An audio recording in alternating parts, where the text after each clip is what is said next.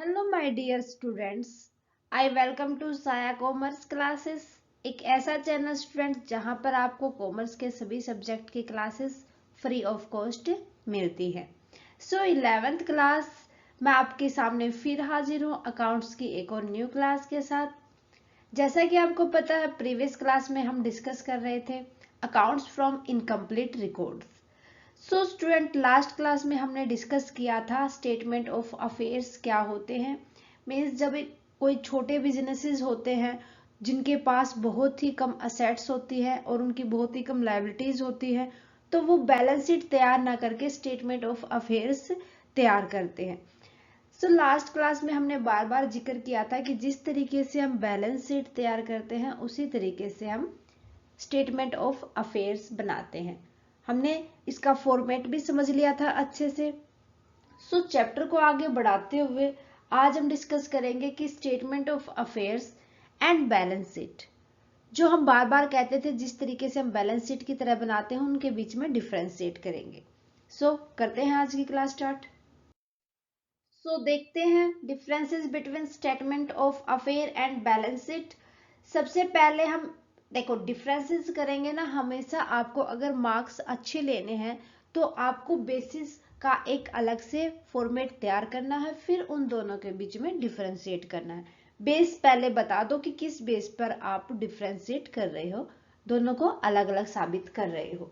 ठीक है, सबसे पहले हम ऑब्जेक्टिव के बेस पर दोनों को अलग अलग बताएंगे।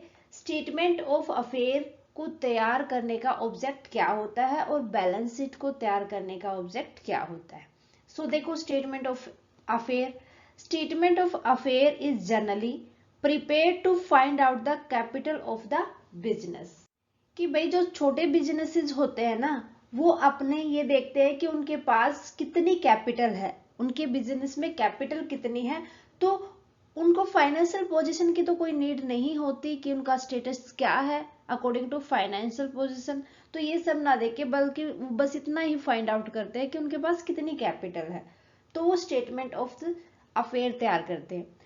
Through the balance sheet is prepared to ascertain the financial position of the business।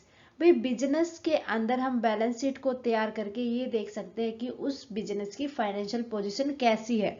क्या उस बिजनेस को फाइनेंस की नीड है, बाहर से पैसा लेने की नीड है, क्या वो बिजनेस स्ट्रॉन्ग है या नहीं है, या ये सारी की चीजें हमें बैलेंस शीट से पता चलती है। सेकंड बेस हो जाएगा अकाउंटिंग सिस्टम।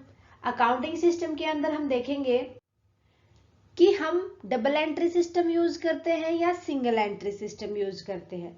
भाई जो मैंने बताया था ना स्टेटमेंट ऑफ अफेयर, तो जो स्मॉल बिजनेसेस होते हैं या जो single businesses, single partner businesses होते हैं, सोल प्रोप्राइटरशिप होती है जहां पर, वही स्टेटमेंट ऑफ अफेयर तैयार करते हैं। सो यहाँ पर डबल एंट्री सिस्टम तैयार करने का कोई भी एक स्ट्रिक्टली फॉलो करने का कोई भी उनके पास मतलब यही नहीं होता कि उनको डबल एंट्री सिस्टम करना ही है, वो सिंगल एंट्री सिस्टम भी यूज कर सकते हैं। हाँ, उनकी मर्जी होती है कि वो चाहे तो डबल एंट्री सिस्टम यूज कर सकते हैं, ये नहीं कि उनको बिल्कुल ही नहीं करना, कर सकते हैं। बैलेंस शीट जब प्रिपेयर की जाती है तो वो डबल एंट्री सिस्टम के अकॉर्डिंग ही की जाती है। तो यहाँ पर डबल एंट्री सिस्टम को मेंटेन करना बहुत ही जरूरी होता है, स्ट्रिक्टली कहा जाता है। ये हम अकाउंटिंग सिस्टम के अकॉर्डिंग इन दोनों के बीच में डिफरेंशिएट करते हैं। दूसरा, बेसिस ऑफ प्रिपरेशन, कि भाई हम स्टेटमेंट ऑफ अफेयर तैयार करते हैं तो किस बेस पर प्रिपेयर करते हैं। तो ये लेजर के जो जितना भी लेजर का बैलेंस होता है उसके ऊपर तैयार नहीं किया जाता। It is not fully based on ledger balance, नहीं होता। ठीक है, हाँ, लेकिन जो बैलेंस शीट होती है वो प्रॉपरली प्रिपेयर की जाती है on the base of ledger balance sheet, जो लेजर का बैलेंसेस बचा है हमारे पास उससे। हाँ, whenever possible ledger balances are taken.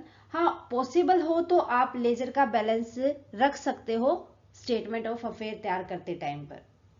Some item are taken from some sources documents and some item mere estimate. भाई कुछ तो हम डॉक्यूमेंट से ऐसा का ऐसा उठा लेते हैं और कुछ हम एस्टिमेट लगा लेते हैं कि इतना हो सकता है, नियर बाई एस्टिमेशन। ये नहीं कि हम 10 से 1 लाख का लगा लेंगे, नहीं, 95 to 1 लाख तक ही जा सकते हैं हम। ठीक है, तो इस तरीके से या तो एस्टिमेट बेस पर होगा या जो हमारा डॉक्यूमेंट है उस बेस पर। बट जो बैलेंस शीट होती है ना स्टूडेंट, वो हमेशा जितना भी लेजर के अंदर बैलेंसेस है उसी के बेस पर प्रिपेयर की जाती है। ओके, थर्ड देख लिया हमने।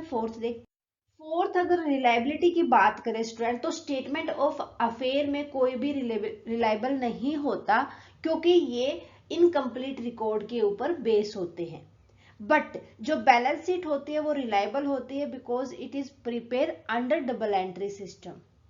ठीक है, फिफ्थ पॉइंट, मिसिंग आइटम्स।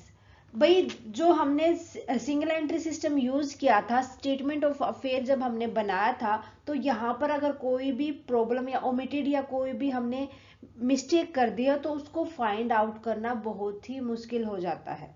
ठीक है, बहुत ही डिफिकल्ट होता है, क्योंकि यहाँ पर हमने ना जो एस्टिमेट बेस पर भी तो कुछ आइटम्स को इंक्लूड किया है, या हमने अपने डॉक्यूमेंट के अंदर जो आइटम लिख रखी थी उतना ही लिखा है।